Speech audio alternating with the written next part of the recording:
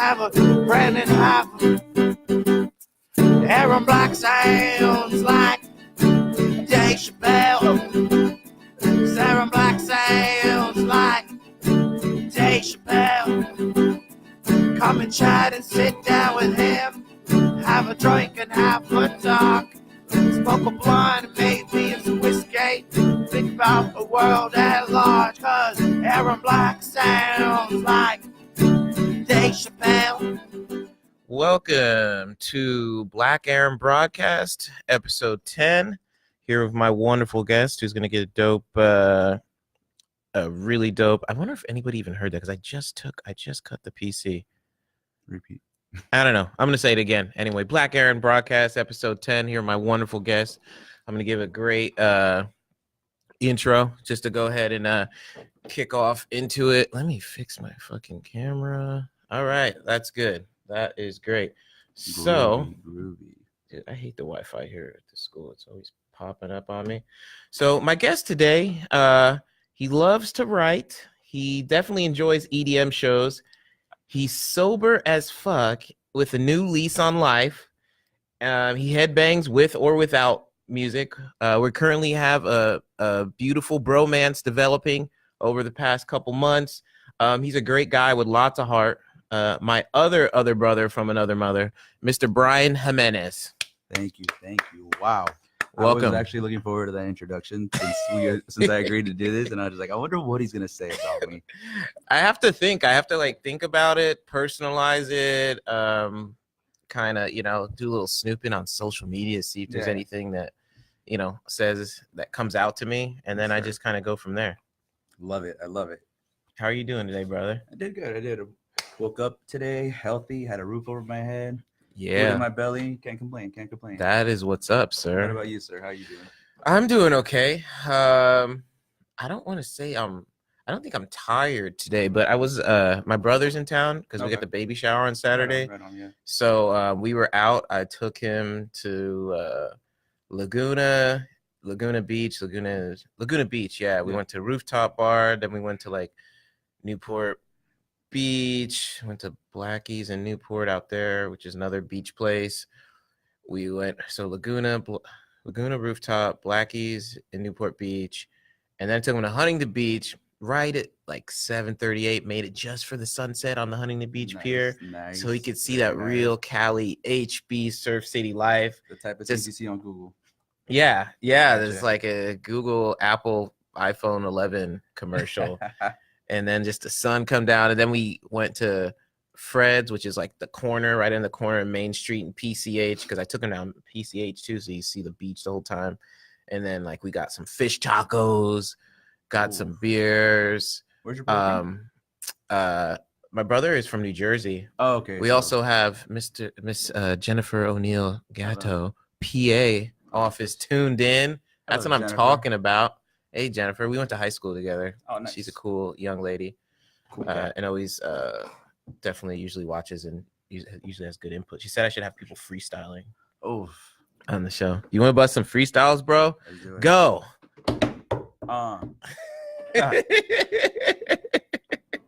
No, man. Yeah, what's up? My cousin Kenny Reed, holding it down for law enforcement out there on the East Coast in New Jersey. Thank you, sir, for tuning in, listening. What was I gonna say? Yeah, so my brother's in town. I'm just showing him around for like next week. We're probably gonna go to Venice Beach on Sunday. All right on. So I'm gonna show him all the freaks out there, all the weirdos, all the fun stuff. To be honest, I get kind of uncomfortable in Venice Beach just because, like, dude, it's just so. I don't like it. It's so weird and strange and like. I went to Venice Beach trashy and just woo, free spirit. That's exactly what it's like. I went to Venice Beach a while ago. Yeah. And I always like going. I think it's funny watching like the homeless people on the side, like just funny signs. There's always funny signs for like homeless people. That's where I find some of the funniest signs. And there was this guy that said, "Ask a sadomasochist Satanist." I was like, "Ask a sadomasochist Satanist a piece of advice for $0.25." What the hell does that mean? Yeah, so some girl came up to him. What the hell does that mean? Yeah, I was just walking by. Ask a sadomasochist, Satanist, homeless Satanist a piece of advice. He needs to pick one. He needs to make. He needs to like decide which one he's gonna be. I just passed a homeless guy yesterday, and when I was with my brother in Huntington, and he was just like, "Give me money for beer, pizza, and a cigarette." And I was like, you know what? This is an honest guy. He wants some pizza, he wants some beer, and he wants a cigarette. He can just wash it down, eat the pizza, wash down the beer, and just smoke the cigarette and watch the sun go down. And his day is made just like that. So I wasn't mad at that guy. I don't know about your Venice Beach sadomasochism. It was weird. I'm gonna take my brother to Venice Beach, but I'm being completely honest as someone who's lived in California for the past, I came here December 05, 12 years. I'm not excited. LA, I'm gonna say this, and there's only like 3 people watching, and maybe other people watch it later, but LA is dirty. It's a dirty place. It is. It's a filthy, dirty place full of hedonism. Okay, yes, sir. Degenerates. It's filthy. All they care about is, I mean, I guess all they care about is money everywhere. But like, if you ain't somebody or you ain't got money, you ain't nothing in Los Angeles. If you're not successful, you haven't made it. Yeah, man. I just, God, it just, there's just like all these people just out there in Venice. Just, there's got like, I don't know what kind of weirdos are gonna be there. There's a show going. There's this guy that's been there for a while. Who he's a homeless guy too, but all his show, like people gather around to watch him just sit on broken glass and walk on broken glass. My brother just went like a week ago, and he had a video of him on there.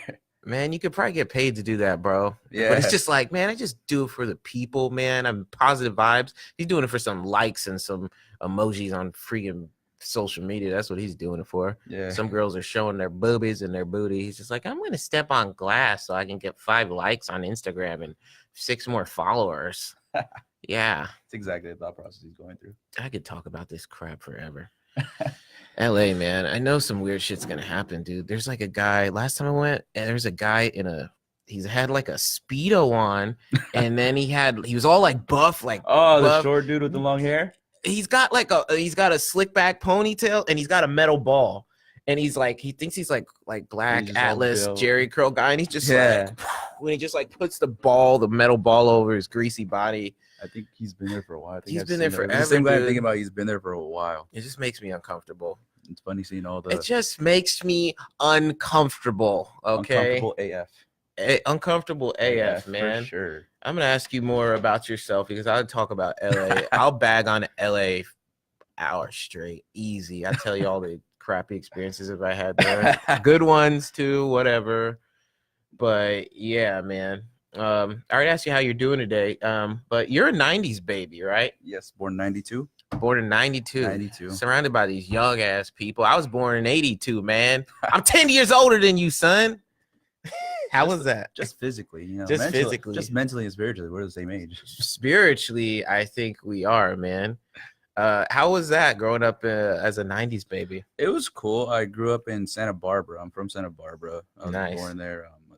Stayed there until I was 18 years old. So, but it was cool. Never really grew up in like, you know, high class or like middle class. I remember the first place I remember living was like some apartments in an alleyway. Yeah. My family. And my cousin always jokes around saying we had pets. We had a lot of pets. And when I'd say, what pets are you talking about? He said, you have a bunch of rats and roaches crawling around. Oh, so, he always jokes man. around about that. But yeah, it was cool. It was cool growing up there. Santa Barbara's, it's turned into a really touristy place. Like you see people just going there for vacation where as you grow up there, you see people just say, God damn it, I hate this place. I want to get out of here.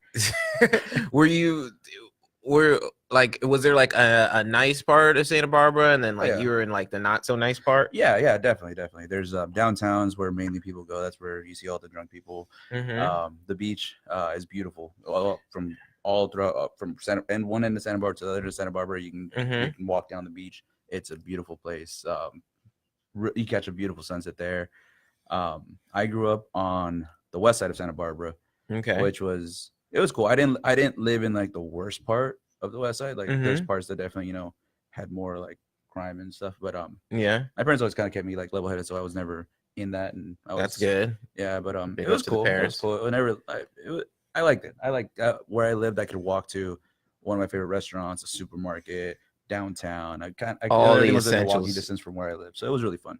Yeah, when Had fun people growing up. still walked. Yeah. And they weren't, because you guys didn't have those little like the little scooter things yet or anything. No, the first scooter I had was a Razor scooter where you had to like kick the pedal. So you grew up with the Razor scooter. Yeah. I had one of those fat skateboards, like the big, the big ones with the Yeah, big wheels. super. Yeah, I had one of those. I had one. I used to learn how to skate when I was a kid. When I was younger, when I was in Santa Barbara, I used to learn. I knew how to skate.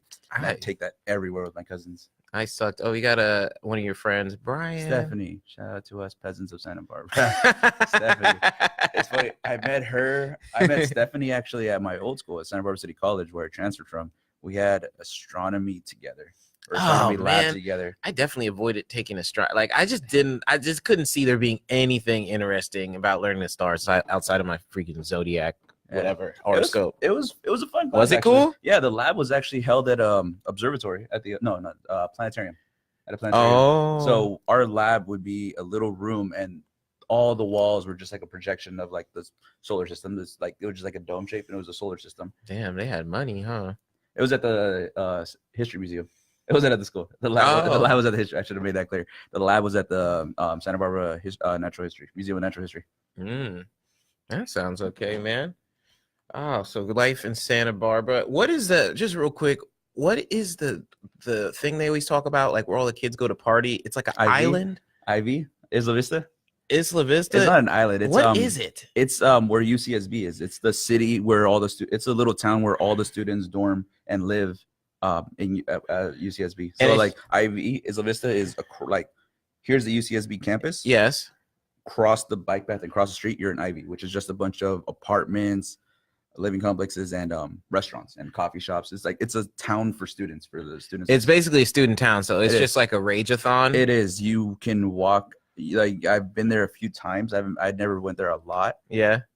My boy, you ugly, bro. That's my best friend George. He lives in Vegas though, so he doesn't matter. He left us. He doesn't matter. He left us. You've been exiled, Mr. George Rios. Yeah, no, Isla Vista is cool. You definitely hear stories about how trashy it gets. Like I've heard trashy. I never got around when I was still raging pretty hard. I never got quite around to it, but I heard stories about it, and it just sounded like I'm sure it'd have been fun, but it kind of sounded like a bad idea just because it's like an entire town. Like if you pass out, like God knows what could happen to you. You hear stories of that all the time. What do they could just nail you on a cross like they Jesus could, Christ. Because parties there, last time I heard, I'm not sure if this is still correct, but last time I heard parties there could only last until midnight. Yeah, good luck with that. At midnight they start cops can go to your place or go to the place they're having a party and shut it down. And find you. What are they gonna use? Tear gas? Something I don't know. They're gonna go like block to block to block to block, and the people are gonna pop back up. And so at 12 o'clock, once the parties were over, you can stay, but you have to move it inside again. Move the party inside, so it's not pouring out in the street. At 12 o'clock, you just see the streets filled with drunk people because everyone would just chug until 12.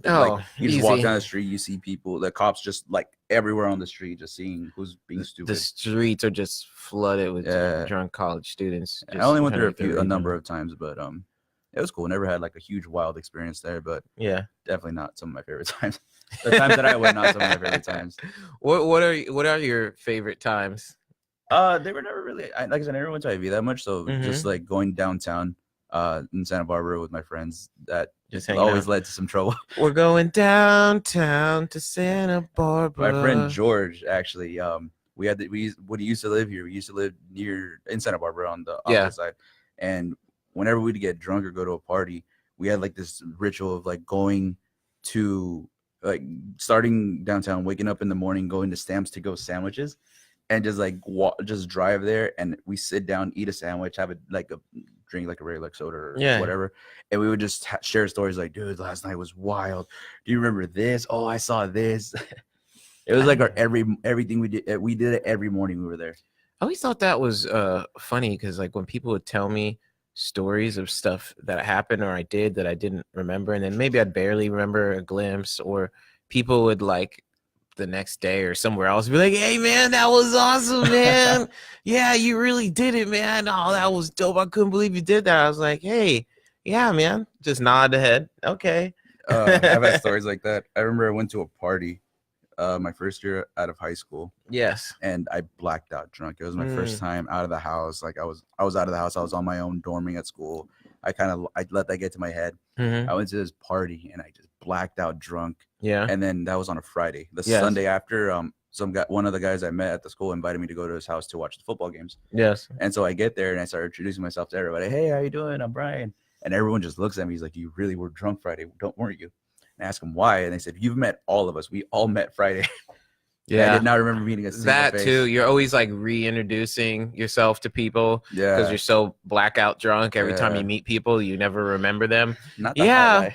Yeah, been there. That's just nothing. Nod and smile. Oh yeah, of course I remember. Yeah, that's nothing new to me. I asked you in the pre-interview questions who you trust, and you said your little brother. Why is it you trust your little brother? What is about the little bro that makes you trust him the most? My younger brother and I have always had, in the beginning, when we were kids, we hated each other. We would fight so much. Like, we'd fight like 3-4 times a day over. Yeah, me and my brother, we didn't. Yeah. It was a horrible relationship growing up, and my mom hated it. We'd give my mom like anxiety attacks sometimes. It was that bad. Poor mom. And then when I graduated high school and moved out of the house to my first school, my brother, my whole family came to drop me off at the dorms. Yes.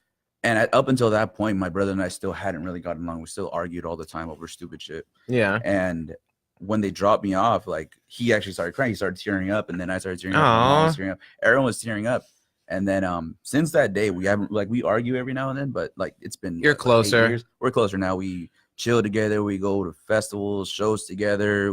That's dope. We definitely have, like, my mom sees how my brother and I get along now, and she loves it. She says, why couldn't you guys do this when you were kids? Because we were freaking kids and we're petty. But that's why I trust him. Like, he does, like, I know if I do something, whether, it's bad or good or whatever, if he finds out, or if I'll tell him straight up, like, I'll tell him what I've done. And he, like, I don't have to tell him, don't tell mom, don't mention it to anyone. He was like he keeps it to himself. Like, things that he does, I keep to myself. Things that I do, he keeps to himself.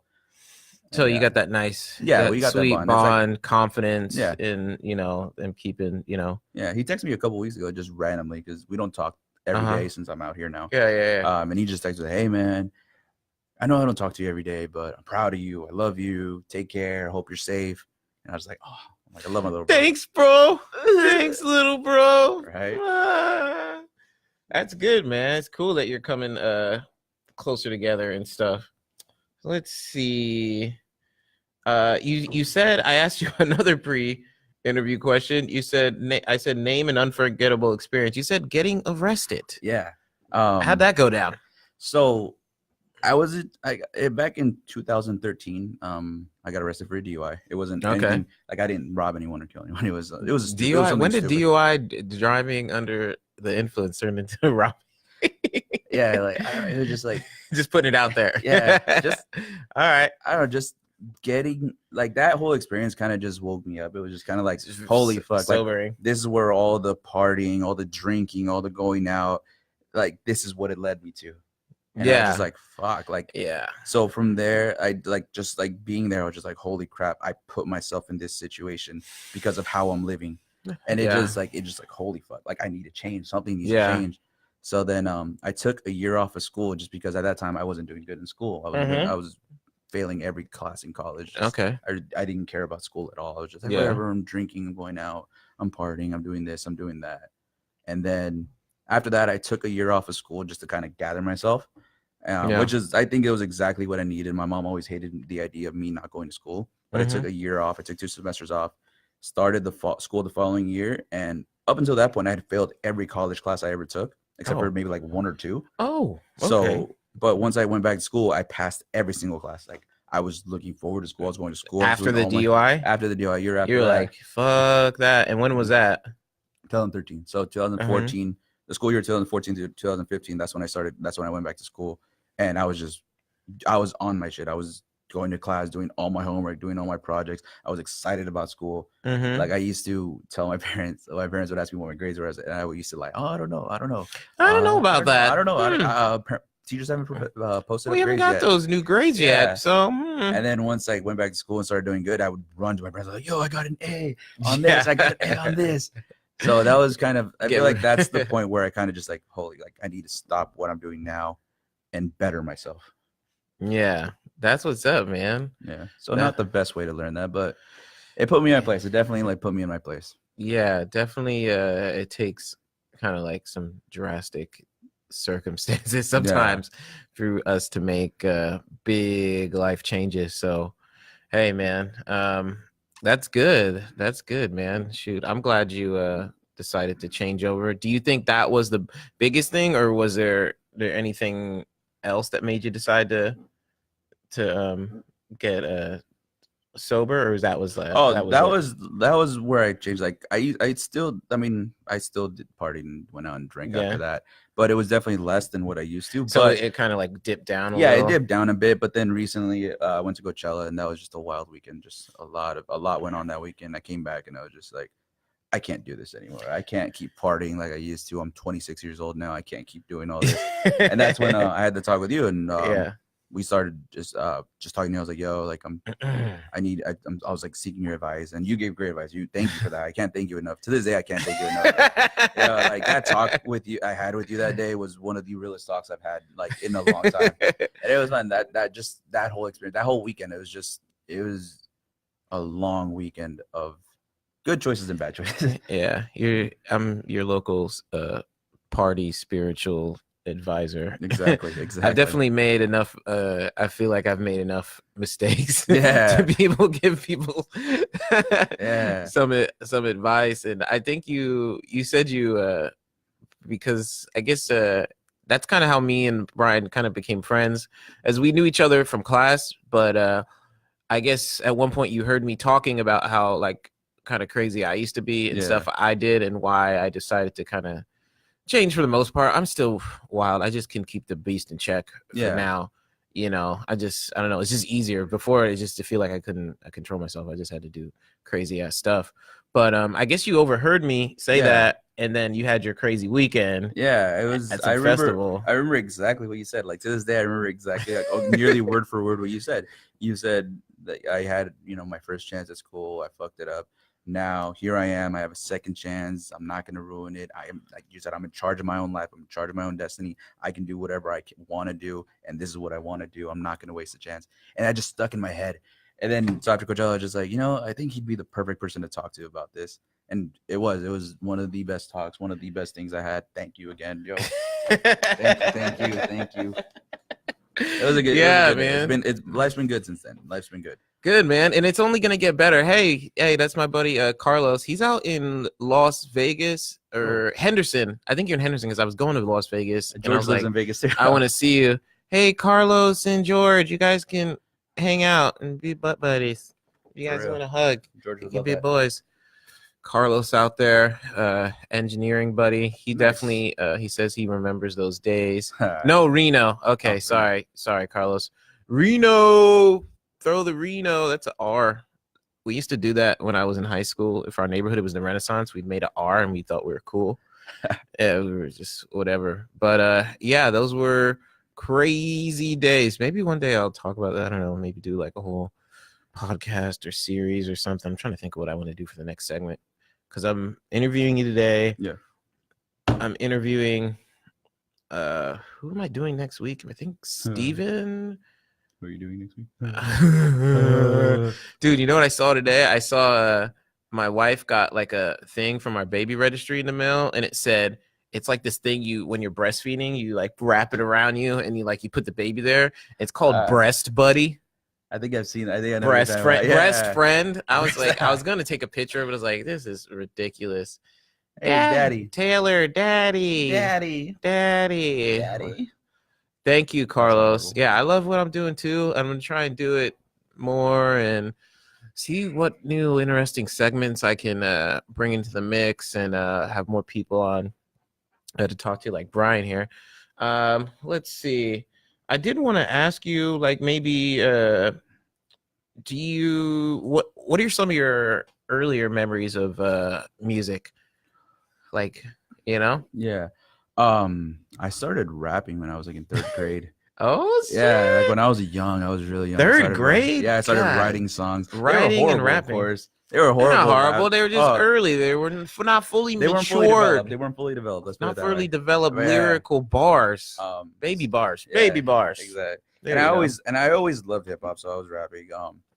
And I remember I used to tell my parents, like, I'm gonna grow up. I don't need to finish school. I'm gonna grow up. I'm gonna be a rapper. I'm gonna be a rapper, Mom. I'm gonna be a rapper. I'm gonna write a famous song. Like back then, I was young. I was in third grade. I didn't know who any of like these like one-hit wonders were. So my mom said, "You're gonna end up like MC Hammer if you keep that mindset." And I was just like, "What are you talking about?" I didn't understand. MC Hammer's dope, Mom. I'm like, "You can't touch this, Mom." You can't. Oh no. That sounded horrible to say. But yeah, that sounded horrible out loud. It sounded hashtag no incest. Hashtag don't do that. ever. But and yeah, so growing up, I was just writing songs up until like maybe junior high. I was just writing songs, and the whole thought was, I'm gonna be a rapper. I'm gonna, like I hadn't gone to my first concert then. I hadn't been. You hadn't even been to a concert. I hadn't been to a concert yet at that time. I know they rhyme words, and I'm gonna do that. Yeah, I'm gonna rhyme words too for a living. Yeah, and then I switched up. I wanted to be a lawyer in high school. I decided I want to be a lawyer. Really? You had some very diverse interests. And then we had career day at my high school. Okay, who came for career day? We chose like the top 3 of our choices, which mine were like musician, lawyer, architect, and graphic design. Cool. And so the musician guy never showed up. So just like musicians, artists, they don't want to show up to studio sessions. So I went to the lawyer guy, and the lawyer guy was boring. He said, "Oh, my job is to sit in an office until I have to go to court." Like, he didn't make it sound exciting. So I was just like, okay, well, he just sounds like a boring person overall. Yeah, I was like, okay. I'm like, all right, well, I guess I don't want to be a lawyer anymore. This guy just kind of ruined it for me. Yeah. And then from there, I went to the graphic design. The graphic design was cool, but the guy was cool, but he's still kind of boring. He's like, I mean, just working logos. Just you have to be you have to be comfortable being in front of a computer all day. Like, he didn't sound excited about it either. I hate my life. The musician guy didn't show up, and then I went to architecture. And there was 2 guys there, and they were just jumping off the walls. So much energy. Hey, do you like math? Do you like drawing? Architecture's the best. Like, they were into it. And I was like, I want to be an architect now. So my first year at high school, I wanted to be an architect. I went to school for architecture for a semester. Yeah. And then I switched to graphic design. And then after all those years of school, I decided, I'm going to switch over to audio engineering. But as far as back to the original question. As far as I remember what my question was. Earliest memories of music was just I listened to music growing up. I remember I'd get in trouble with my mom a lot, and I had an iPod with like over 1,000 different like hip hop songs, ranging everything from like rock, metal, punk, underground hip hop, mainstream hip hop, everything. And anytime I'd get in trouble, my mom was like, "Give me your phone, give me your phone." I was like, "Give me your phone." Give me your iPod, Brian. She would let me keep my iPod. That's the one thing. Like, she let me keep my iPod just so I could hear music. Really? My mom saw like how important music was for me, and no matter how much trouble I got, she'd always let me keep my iPod just to hear music. Oh, thanks, Mom. Yeah. So music was always good. Music was always important to me. It helped keep me sane. Music does, dude. It kept me sane when I was like little or like in high school and stuff. I remember my mom, she would yell at me for listening to Eminem. Because he was just going too hard into the just weird shit. She's love like, Eminem. What? I love Eminem. She'd be like, what is this? First she'd be like, what is this? And then she'd come back. She'd be like, should you be listening to this? And she'd come back, turn this crap off. Yeah, my mom hated the music. My mom and dad hated the music I listened to, and because it was rap, curse words here and there.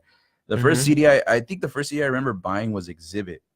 Ooh. Yeah, and that was before Pimp Your Ride. Oh yeah, way before Pimp Your Ride. It was what was the album? Relentless. Mm-hmm. I can't. It was the blue one. It was the one that had blue cover. I can't remember the title of it, but I remember I'd blast that in my car. My mom would keep putting it down every time there was curse words because my younger brother would be in the car, and I remember the songs I heard did have a bunch of curse words. And I remember one time my brother got in trouble in elementary school.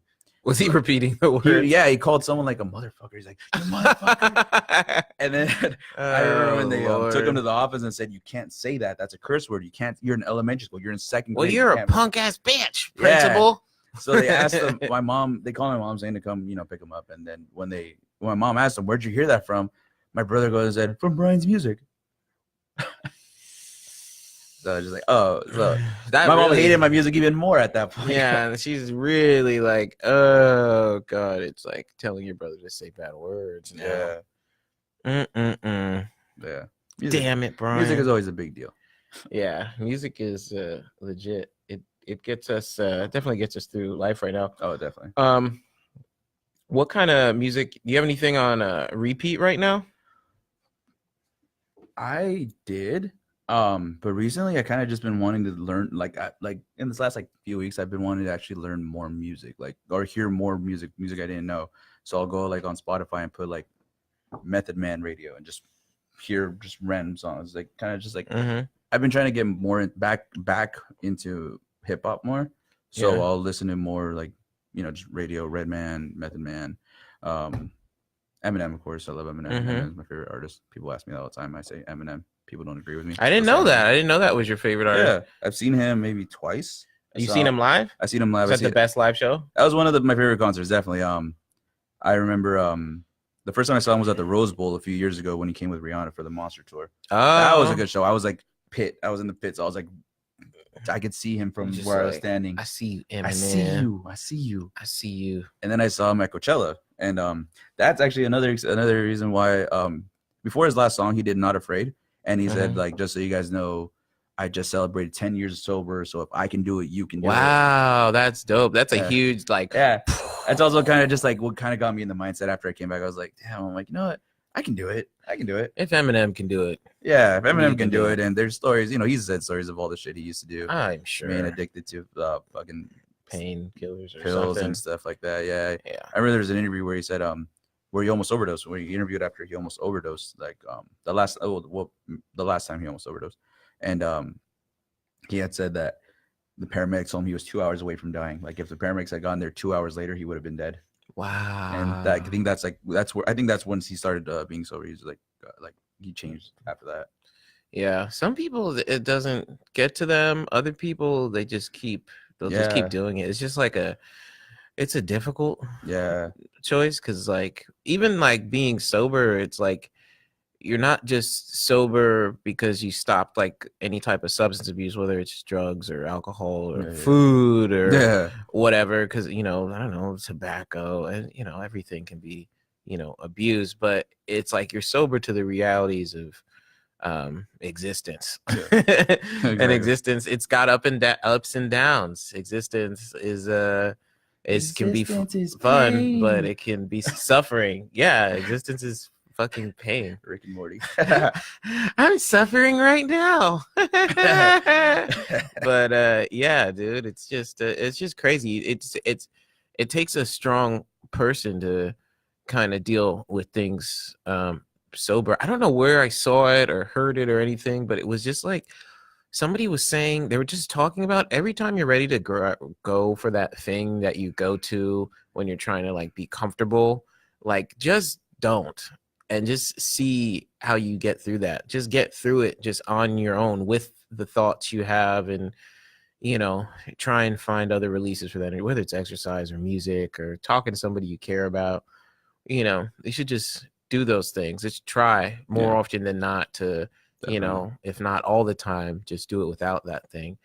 And you'd be surprised. You're a stronger person than you think. I'd say all of us are. Yeah. You just gotta believe in yourself. Definitely something that brings out your true strength. Like, doing this, like I said, like I've told you, like I've found this new sense of energy, like since I stopped partying all crazy. Like I'm just like, wow, like I can do this without drugs. I can do this without drugs. I can do this without drinking. I can do this without drinking. Holy crap. I can wake up without hangovers. This is wild. What is this feeling? Whoa. Look what happens when I wake up before 2 in the afternoon. With no hangover. No hangover. I started my day at 8 o'clock this morning. Or earlier. Today. What? Productive. What you'll find, and there's this guy, Jocko Willachink, or so. He's like a Navy SEAL retired guy. He talks about like self-ownership and waking up early, and he talks about what is he called? Freedom is responsibility. He talks about all this stuff, and he's right. Like the more responsible you are, really, the more time you will find in your day. The more like efficiently like you work and organize your life and get shit done. You get shit done like earlier, like you wake up earlier and just start getting shit done. You'd be surprised, and just did it like back to back and not getting distracted with your fucking phone, doing this or bullshitting with people that ain't trying to be like productive like you and trying to take on other people's responsibilities, all that bullshit, dude. If you worry about you and not be, you know, you can call it being selfish or whatever, but how are you going to give 100% of yourself to, like, how are you going to give 100% when you only give 100% of yourself? Like, how are you going to be honest with other people when you're not even honest with yourself? Like, you gotta invest in you, because that's where you get the highest returns. Of course. Invest in you, and then you have more to give to other people. You have more time for yourself. You have more time for other people. You're being a good, like, example. You can inspire others. Like, you can get shit done, bro. Yeah, I just want to, definitely. And that's what I'm finding in life. Just being, you know, obviously I was out drinking yesterday with my brother and stuff, but I mean, it wasn't like now. It's under control now. Yeah, it's like, it's, you know, that, I mean, if he wasn't visiting or whatever, I probably wouldn't even be drinking like that. Like, I'll have some wine and this and that and whatever. It just depends on the day, but most of the time I'm just doing shit. I'm just trying to, you know, get shit done, because, dude, I'm 35, and honestly, I'm just looking for ways to, you know, be as efficient as possible. And especially with my wife, and just figure out ways that we can, you know, make, as we get older, like we can automate multiple streams of income, so I can potentially retire as early as possible. I live in a retired mind state, I'll tell you right now. Like, I work and I do stuff, but I don't want to work. Who wants to work? I told this to my brother yesterday. Who wants to work? You just want to sit down and earn money. Yeah, I want to earn money and do things I love. I want to just, like, I told my friend the other day, and I'm talking a lot, so I'm gonna stop soon. I'm supposed to be like just asking you about stuff. Okay. But I told my friend, Ryan Mayo, I was like, dude, if you see me at some point just doing yoga and drinking green juice and talking about being positive and energy and, like, to people, like, you know, I've made it. Yeah. That's where I want to be, bro. I just want to, like, exercise. Peaceful. I just want to exercise and stretch all day and, like, plan out my meals and just, like, eat avocados. And just, like, drink water and sip, you know, just cinnamon and whatever tea, and just, like, you know, and chill and just enjoy life. Have essential oil misters everywhere around the whole house, and just be like, turn my house into a Zen garden. That's where I want to be, man. But yeah, bro, positive energy, bro. For sure, positive energy takes you a long way. Oh man, let me see. What are you grateful for? Grateful for life.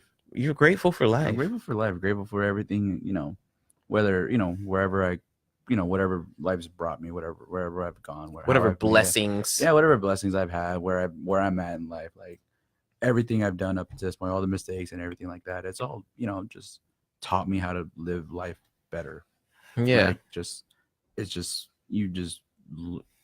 how to explain it.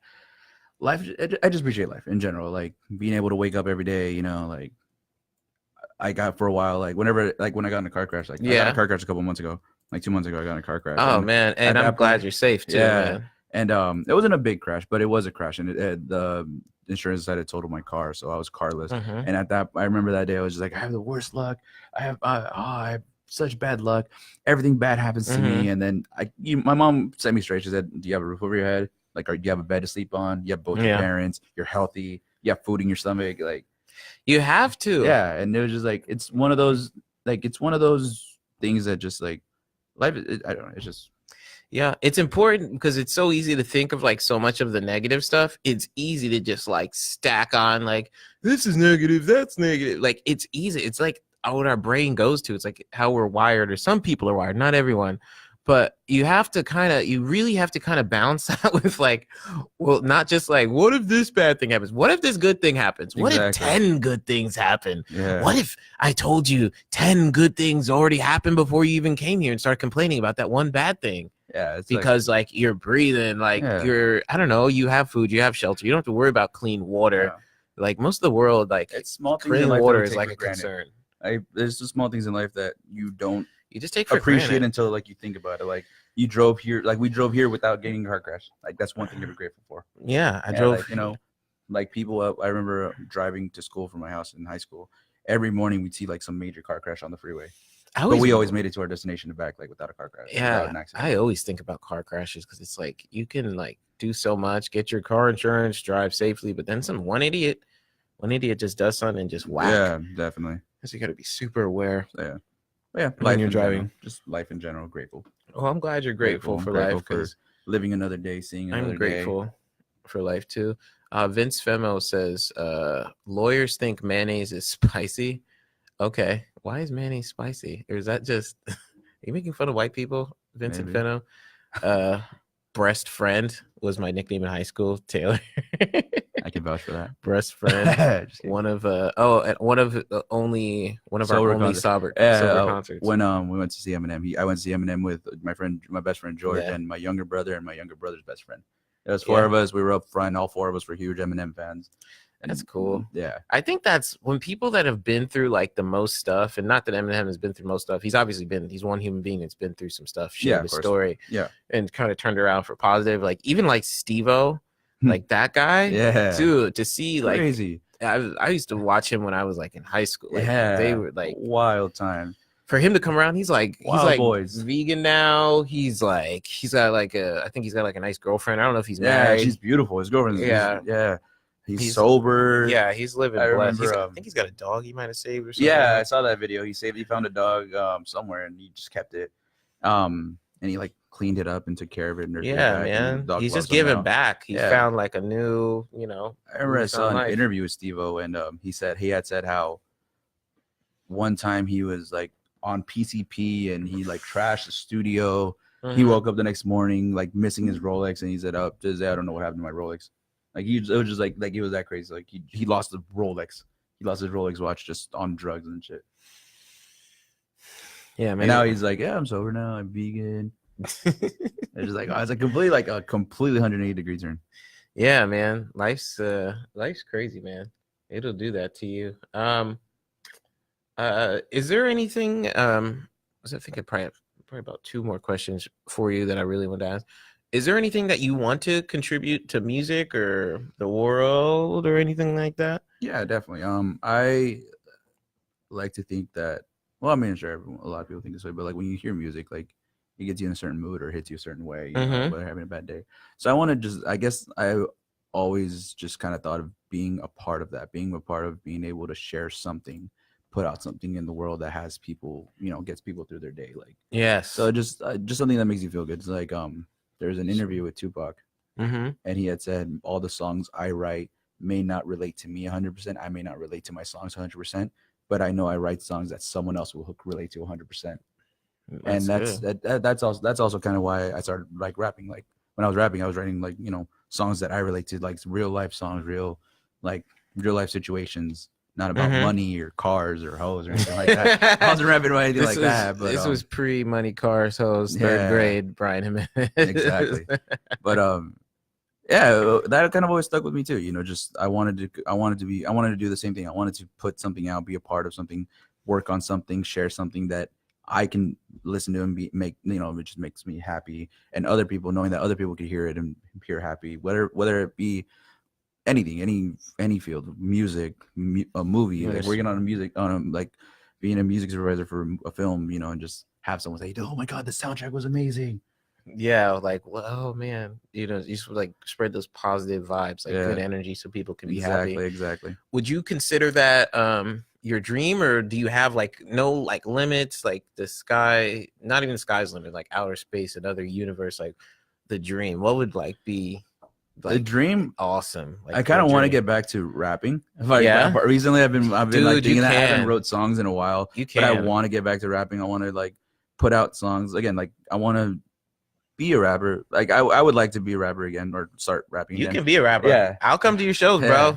But if not that, like work in a studio, work with like have like one or two, like a couple artists that I just really connect with and just work with them, like help develop them, help put out like projects like from start to finish, things like that, like, or if not, then me put out songs that like I said, that everyone relates to, like but work in that environment. I would definitely love to stay in the music environment, but I mean wherever life takes me, wherever after graduation, wherever I end up, I'll be happy. But That's if I what's choose up. a path, definitely stay within music.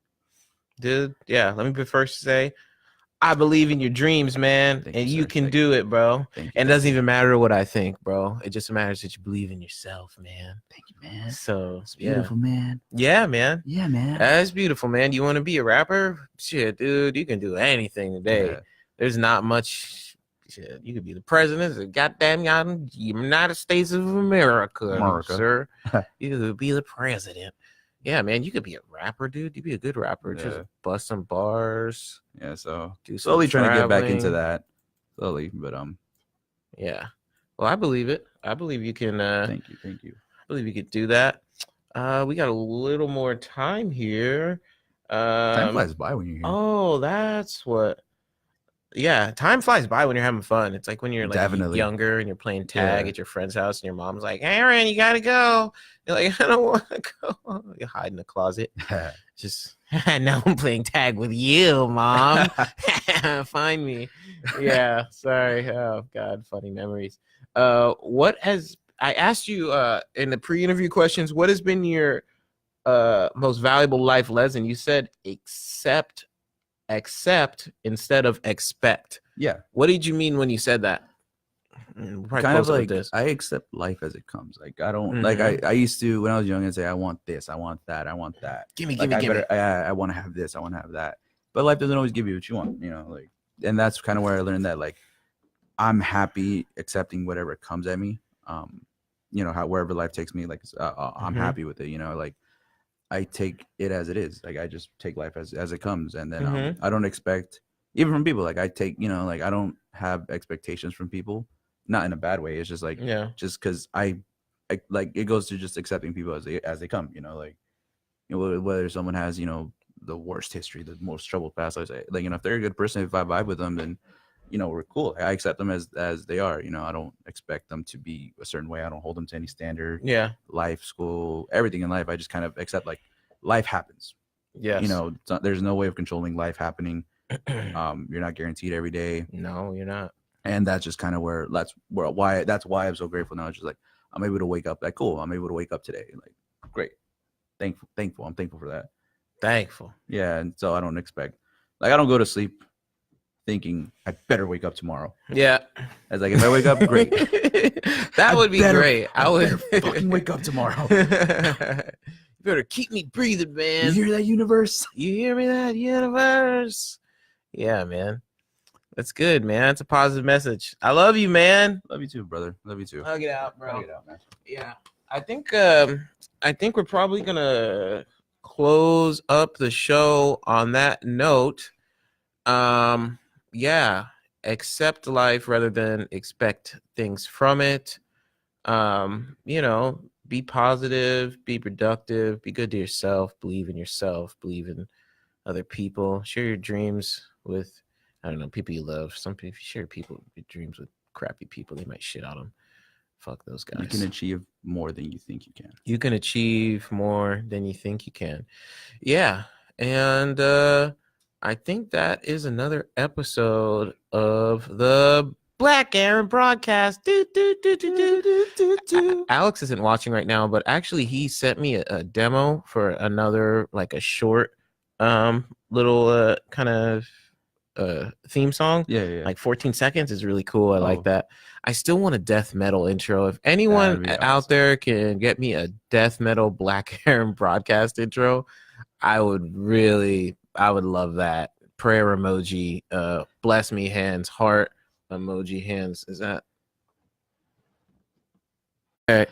I want a death metal intro. I'm gonna talk to Vic Karam. I know he can be the person that's. I would definitely. He's the only person I know in a death metal band. He's a drummer for Nick the File. Shout out, Nick the File. Shout out, Nick the File. I need to go on their shows. Maybe I have a show in the next 2 weeks, and I can go to my first death. I want to go to more shows from our other classmates. Who? Like in general, like everyone who has a show. Oh, I want to go to Alex. Like Alex has a few shows coming up. And TJ. They're usually in Tijuana. Yeah. There's one in next month. Here in I think in San Diego. Really? Yeah. I told him we should do a bus trip down there, like the whole class. I told him I'd be down to go to TJ for one of his shows. I'd make like a DMA road trip out of it. Yeah, I don't know if my wife would be too excited about that. It depends. As long as it's not at the baby shower this weekend, but I would love to. That would be super cool. Let's go to Tijuana and go to a punk rock show. Dun dun dun. Which I don't think he's like super punk rock. He's definitely rock. I don't know if it's punk rock, post hardcore. It's crazy hearing Alex sing and then hearing him talk. I love his voice. It's his voice dope. changes 100%. Like when you hear his songs and then when you hear him talk in person, it's wild. Yeah, dude. Alex is awesome. Congratulations on Alex for just getting the copyrights done for all this for his song. Yeah, that was a huge step for him. Shout out to Alex for that. Shout out to Alex, and also shout out to everybody who watched today. Thank you for watching. Thank you for listening. I will upload this video to YouTube. I will upload also the sound to SoundCloud, and then that distributes to Apple Music and also to Google Play, and I'm still trying to get on Spotify, however the hell you do that. Someone help me with that. That's fine. And Vincent Fenno, my boy down there, I'm also veteran. I might want to have you on the show, so holler at me if I don't see you before. I don't know, whatever. But I want to thank everybody again. This was episode 10, Black Aaron Broadcast. Here are my guests, Mr. Brian Jimenez. He says accept instead of expect.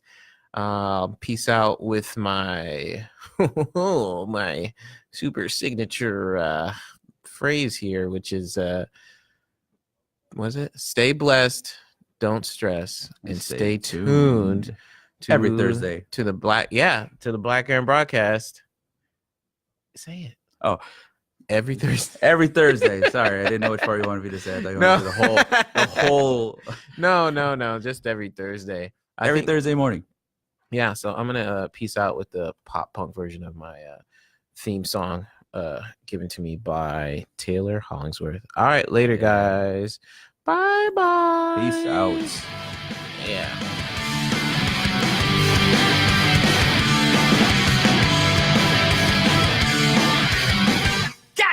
Gang.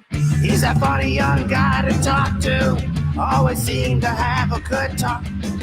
Always coming back around, have a friend and have him. Come and chat and sit down with him. Have a drink and have a talk. Smoke a blunt and maybe it's whiskey. Think about the world at large, cause Aaron Black sounds like Dave Chappelle. Aaron Black sounds like